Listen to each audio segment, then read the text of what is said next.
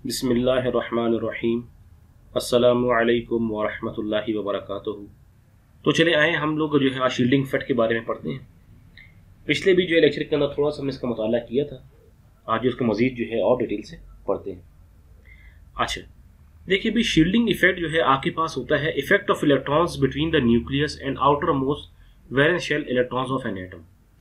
देखिए भाई न्यूक्लियस के अंदर जो है प्रोटॉन्स और न्यूट्रॉन्स होते हैं। प्रोटॉन का पॉजिटिव चार्ज होता है, न्यूट्रॉन का कोई चार्ज नहीं होता। जो सबसे करीब तरीन शेल जो न्यूक्लियस से करीब है वो के होती है, और एक होती है आउटर मोस्ट शेल जो सबसे दूर सबसे लास्ट होती है। जो इनर इलेक्ट्रॉन्स जो हैं वो आपस में जो है जब वैलेंस इलेक्ट्रॉन्स को जो आउटर मोस्ट इलेक्ट्रॉन्स है उसको न्यूक्लियर की चार्ज से दूर रखें, तो ये आपके पास कहलाता है शील्डिंग इफेक्ट, यानी effect of electrons between the nucleus and outer most, यानी देखें outer most valence shell electrons of an atom. तो इसको हम लोग कहते हैं शील्डिंग इफेक्ट। अच्छा शील्डिंग इफेक्ट का जो है वजह ये होती है, इसकी वजह से ये होता है जो इनर इलेक्ट्रॉन्स होते हैं वो आउटर जो है इलेक्ट्रॉन्स को न्यूक्लियर की चार्ज से ब्लॉक करते हैं। कि देखिए भाई इनर इलेक्ट्रॉन्स अगर ज़्यादा होना शुरू हो जाए तो वो जो है न्यूक्लियस को अपने जो है घेर लेंगे या न्यूक्लियस के इर्द गिर्द रहेंगे, लेकिन जो आउटर मोस्ट इलेक्ट्रॉन जो है वो बिल्कुल जो है न्यूक्लियर चार्ज पर कोई इसको इफेक्ट नहीं पड़ेगा या उसको खींचने वाली ताकत नहीं होगी।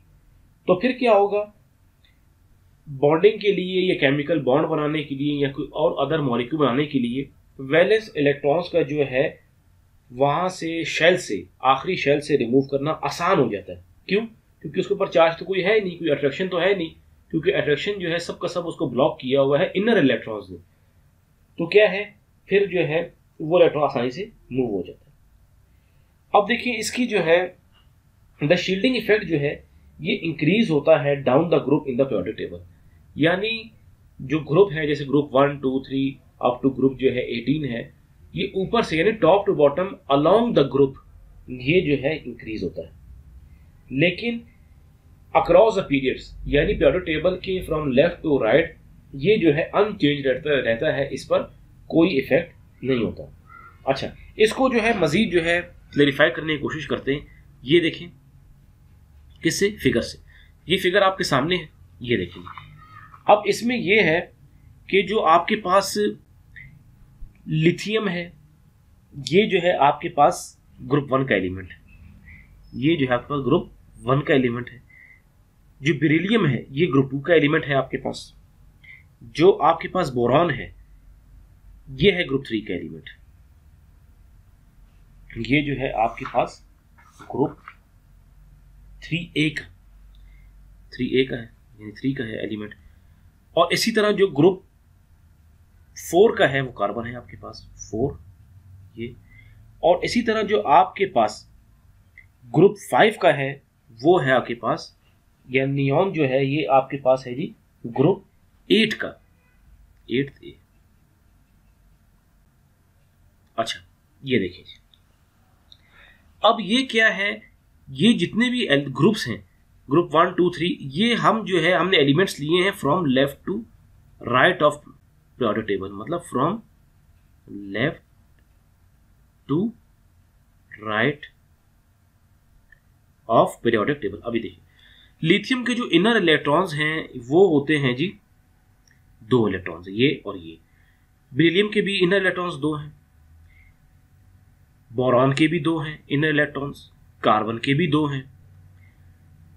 नियॉन के जो है जो आपके पास नोबल गैस है, आखिरी ग्रुप का जो एलिमेंट है जो गैस है नोबल गैस, उसके भी इनर इलेक्ट्रॉन्स 2 होते हैं। तो क्या होगा, इनसे ये पता चलता है कि they have the same number of core electrons, जो अंदरूनी इलेक्ट्रॉन्स हैं ये इनके सेम है। So their effect will also be same, तो इनका इफेक्ट सेम होगा। सही, इनमें बल्कि ये होगा कि आपके पास जो है वैलेंस इलेक्ट्रॉन्स को निकालना मुश्किल हो जाएगा। क्यों? क्योंकि देखिए इनके अंदर जो इनर इलेक्ट्रॉन्स है ये 2 2 2 हैं, लेकिन क्या है आउटर इलेक्ट्रॉन्स बढ़ते जा रहे हैं। जितने बढ़ते जा रहे हैं इलेक्ट्रॉन्स जो है उतना जो है वो न्यूक्लियस से करीब आते जा रहे हैं, इसलिए जो है इनका एटॉमिक रेडियस भी जो है वो क्या होगा, कम होगा, एटॉमिक रेडियस भी कम होगा, तो इनको निकालना मुश्किल है। अच्छा इसके बिलमुकाबिल जो है एक और फिगर आप देख लें कि अगर हम जो है ग्रुप के फ्रॉम टॉप टू बॉटम की तरफ अगर आए पीरियोडिक टेबल में, मतलब टॉप से बॉटम की तरफ अगर हम लोग आए, जिसमें आपके पास हम मैंने 3 एलिमेंट्स लिखे हैं यहाँ पर। लिथियम है, लिखिए नहीं मतलब पिक्चर आपके सामने जो है मैंने खींच के शेयर की। लिथियम है, सोडियम है और पोटाशियम। अब देखिए इनके जो कोर इलेक्ट्रॉन्स है 2 हैं, सोडियम के कोर इलेक्ट्रॉन्स 10 हैं, पोटाशियम के 18 हैं। यानी ये 18 इलेक्ट्रॉन्स देखें ये न्यूक्लियस को बिल्कुल घेर लेंगे। ये सारे के सारे जो है न्यूक्लियस के इर्द गिर्द होंगे। ये सारे जो है न्यूक्लियस जो है इन इनर इलेक्ट्रॉन्स को अट्रैक्ट कर रही होगी। तो ये आउटर इलेक्ट्रॉन जो है ये एक है, इसके अंदर भी एक है, इसके अंदर भी एक है, ये बिल्कुल फ्री हो जाएगा। यानी इसको यहां से रिमूव करना आसान हो जाएगा। तो क्या होगा, the number of core electrons are increasing, electrons जो है कोर इलेक्ट्रॉन्स जो है बढ़ते जा रहे हैं down the group, so their effect will also be increase. तो मतलब क्या है, शील्डिंग इफेक्ट जो है आपके पास बढ़ रहा है। अच्छा, जैसे शील्डिंग इफेक्ट जो है आपका बढ़ता रहता है तो ये उतना ही ज्यादा आसान हो जाता है इलेक्ट्रॉन्स को वैलेंस शेल से रिमूव करना। ये देखिए मैंने आपको अभी कुछ लिख के ही बताया हुआ है, लिखा हुआ है when the number of inner electrons greater, जब इनर इलेक्ट्रॉन्स बढ़ जाएंगे, they shield the outer most electrons, तो वो जो है सबसे जो आखिरी इलेक्ट्रॉन होता है उसको जो शील्ड करते हैं। यानी भाई तुम आजाद हो जाओ, तुम आजाद हो जाओ, हमने न्यूक्लियस को जो है आपस में घेरा हुआ है, न्यूक्लियस के हमारे साथ अच्छे ताल्लुकात है। तो क्या होगा, आउटर मोस्ट को जो है फ्री हो जाएगा न्यूक्लियर अट्रैक्शन से, तो उसका जो है बॉन्डिंग बनाना, रिएक्शन करना आसान हो जाएगा। तो देखिए जो लिथियम है, सोडियम है, पोटाशियम है, ये रिएक्शन बहुत फास्ट तरीके से करते हैं। क्यों? क्योंकि वैलेंस इलेक्ट्रॉन आसानी से निकल जाता है। अच्छा, शील्डिंग इफेक्ट का एक और नाम भी जो है ये आपके पास जो है स्क्रीनिंग इफेक्ट भी होता है, इसको स्क्रीनिंग इफेक्ट भी कहते हैं। तो मेरे मोहतरम तालिब इल्म कराम, ये जो हमने बहुत डिटेल से पढ़ लिया कि स्क्रीनिंग इफेक्ट जो है आपके पास क्या होता है। अच्छा, आयोनाइजेशन पोटेंशियल, जिसको हम लोग आयोनाइजेशन एनर्जी भी कहते हैं। आयोनाइजेशन एनर्जी क्या होती है? It is the minimum amount of energy required to remove an electron from the outer most shell of an isolated gaseous atom to produce positive ion. देखिए जब जो है आपके पास किसी एटम के अंदर इलेक्ट्रॉन ऐड होता है तो क्या है, एनर्जी रिलीज होते हैं, उसको कहते हैं इलेक्ट्रॉन एफिनिटी। और जैसे इलेक्ट्रॉन जो है ऐड होता है उसका नाम इलेक्ट्रॉन एफिनिटी है, तो वो चीज आपके पास, उसके पास एटम के पास एक इलेक्ट्रॉन एक्स्ट्रा आ जाता है, यानी वो एन आयन बन जाता है, वो आपके पास नेगेटिव आयन बन जाता है। इसी तरह अगर आपने किसी जो है गैसियस एटम से जो है एक इलेक्ट्रॉन को रिमूव करना हो तो हमें सबसे जो कम से कम एनर्जी चाहिए होगी वो आपके पास आयोनाइजेशन एनर्जी कहलाती है। जैसे इलेक्ट्रॉन निकल गया, एक इलेक्ट्रॉन कम हो गया, 2 इलेक्ट्रॉन कम हो गए या 3 इलेक्ट्रॉन जो है कम हो गए, तो वो आपके पास आयन जो है वो या वो एटम आपके पास पॉजिटिव बन गया, जैसे पॉजिटिव आयन बन गया, जिसे हम कैट आयन भी कहते हैं। तो आपको मैं लिख के बता दूं, ये आपके पास होती है।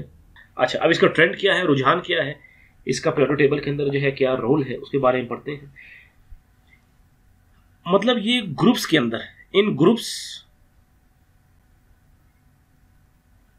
It decreases from the group due to increase in atomic radius. यानी ये डाउन द ग्रुप, जबकि एटॉमिक रेडियस आपके पास बढ़ रहा होता है, इट डिक्रीजेस। क्यों? देखिए एटॉमिक रेडियस जो है आपके पास जो बढ़ रहा होता है, it decreases down the group due to increasing atomic radius. जैसे एटॉमिक रेडियस जो है बढ़ता रहेगा, it decreases due to increase in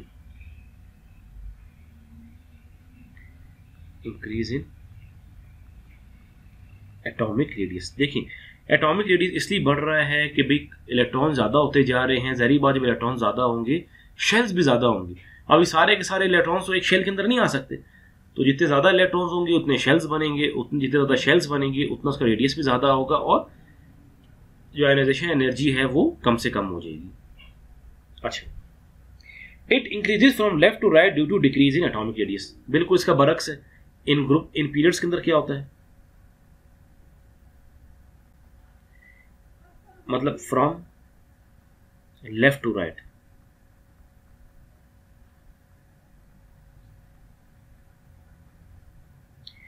it increases due to decrease in atomic radius of an element.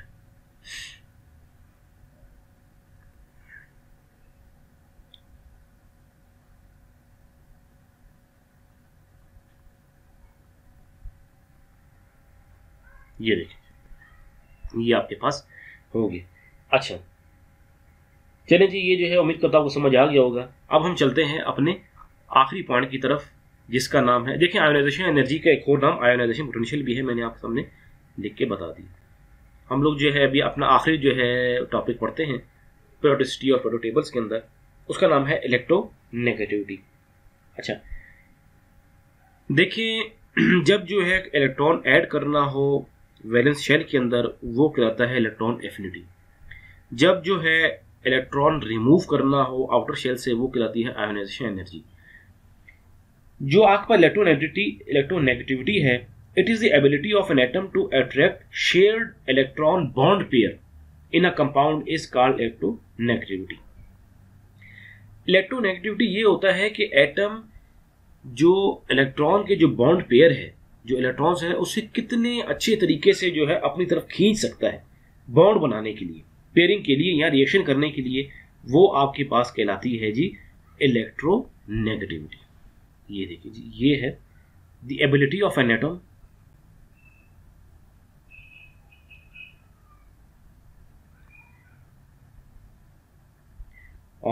to attract shared electron bond pair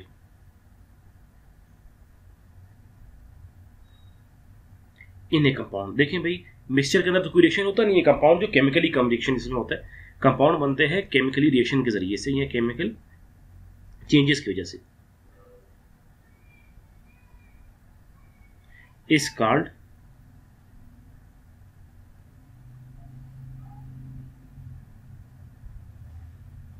electronegativity. अच्छा, जो electronegativity है, ये जो है प्रॉपर्टी होती है नॉन मेटल्स की, यानी किसी भी गैशियस एटम्स वगैरह की जो है, या जो है नॉन मेटल्स होते हैं। Because non metals have lower size, क्योंकि जो नॉन मेटल्स होता है आपको पता है कि भी उनका जो साइज जो है वो लोअर होता है। क्योंकि देखिए, आपके पास जो ग्रुप 1 के एलिमेंट्स हैं, जो बिल्कुल लेफ्ट साइड है इसका पीरियोडिक टेबल का, उसमें होते हैं अल्कली मेटल्स और अल्कलाइन अर्थ मेटल। तो उनका जो है एटॉमिक जो रेडियस होता है, जैसे ग्रुप के हम फ्रॉम लेफ्ट टू राइट जाएं, तो क्या होता है, from left to right atomic radius जो है वो कम हो रहा होता है, और हम लोग मेटल से नॉन मेटल बिहेवियर की तरफ जा रहे होते हैं कि पहला दूसरा ग्रुप जो है आपके पास अल्कली मेटल और अल्कलाइन अर्थ मेटल्स है। इसी तरह करते कराते जो है आपके पास बोरॉन है, कार्बन है, नाइट्रोजन है, ऑक्सीजन है, ये सारी जो है फैमिली जो है, फिर जो है आपके पास नोबल गैसेज हैं, हेलोजेंस हैं। तो ये नॉन मेटालिक जो है इनका बिहेवियर होता है। तो ये जो इलेक्ट्रोनेगेटिविटी जो है, ये प्रॉपर्टी होती है नॉन मेटल्स की। वो इसलिए कि इनका साइज भी लोअर होता है और न्यूक्लियर चार्ज इनका ज्यादा होता है। So they attract the shared electron. तो उनके लिए जो है इलेक्ट्रॉन्स को जो अट्रैक्ट करना बहुत आसान हो जाता है। अच्छा, इसी तरह जो है अगर हम देख लें कि इसका ट्रेंड्स क्या है पीरियोडिक टेबल के अंदर, उसके बारे में पढ़ लेते हैं कि इसका ट्रेंड क्या चलता है, पीरियोडिक टेबल के अंदर रुझान क्या होता है। ये देखिए ट्रेंड्स के बारे में। इन ग्रुप्स में क्या होता है, इंक्रीजेस अलोंग द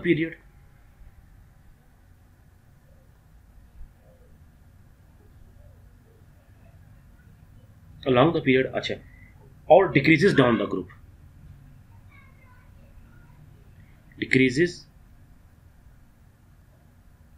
ग्रुप, क्यों? क्योंकि एटॉमिक रेडियस जो है आपका बढ़ रहा है due to increase in shell number. तो मेरे मोहम्मद तालिब इल्म कराम, ये था बताने का मकसद आपको ये था कि देखिए, ये चीज़ का जानना आपके लिए बहुत ज़रूरी है कि कुछ चीज़ें हैं बार बार रिपीट भी हो रही हैं, बार बार आ भी रही हैं, कि जैसे जो हम पीरियोडिक टेबल में टॉप टू बॉटम की तरफ आएंगे तो क्या होगा, नंबर ऑफ शेल्स भी बढ़ेंगी, एटॉमिक रेडियस बढ़ेगा। अगर हम लेफ्ट टू राइट जाएंगे पीरियोडिक टेबल के अंदर, न्यूक्लियर चार्ज भी बढ़ेगा, नंबर ऑफ शेल्स कम होंगी, नंबर ऑफ शेल्स जो है वो कम होंगी और एटॉमिक रेडियस आपके पास कम होगा, लेकिन इलेक्ट्रोनेगेटिविटी जो है वो बढ़ेगी। तो ये जो है इलेक्ट्रोनेगेटिविटी जो है ये प्रॉपर्टी है नॉन मेटल्स की। तो मेरे मोहतरम तालिब इल्म कराम, जो आपके पास इलेक्ट्रोनेगेटिव वैल्यूज होती हैं, ये मतलब इलेक्ट्रोनेगेटिविटी से जो है एक लफ्ज़ टर्म निकाली हुई है, इसको कहते हैं इलेक्ट्रोनेगेटिव वैल्यूज। ये often used in prediction of reactivity and the bond type. ये जो इलेक्ट्रोनेगेटिव वैल्यूज होती हैं, ये शो करता है कि भाई कितना आसानी से वो एलिमेंट बॉन्ड बना सकता है और उसमें रिएक्शन करने की कितनी सलाहियत होती है। The elements with higher electronegative values are more reactive. जिनकी इलेक्ट्रोनेगेटिव वैल्यूज जो है ज़्यादा होती हैं तो वो जो है आसानी से रिएक्शन करते हैं, यानी इलेक्ट्रो नेगेटिव हायर, मैं लिख देता हूँ, higher electronegative elements are more reactive, बहुत रिएक्टिव होते हैं। फॉर एग्जाम्पल फ्लोरीन को देख लें। फ्लोरीन का जो है सबसे हाईएस्ट इलेक्ट्रोनेगेटिविटी वैल्यू है, जिसका जो नंबर है फ्लोरीन का वो होता है 4। मिसाल है फ्लोरीन, ये का सिंबल है, इसका जो इलेक्ट्रो नेगेटिव वैल्यू है वो होती है 4, सबसे मैक्सिमम है, यानी बहुत ज़्यादा जो है रिएक्टिव है।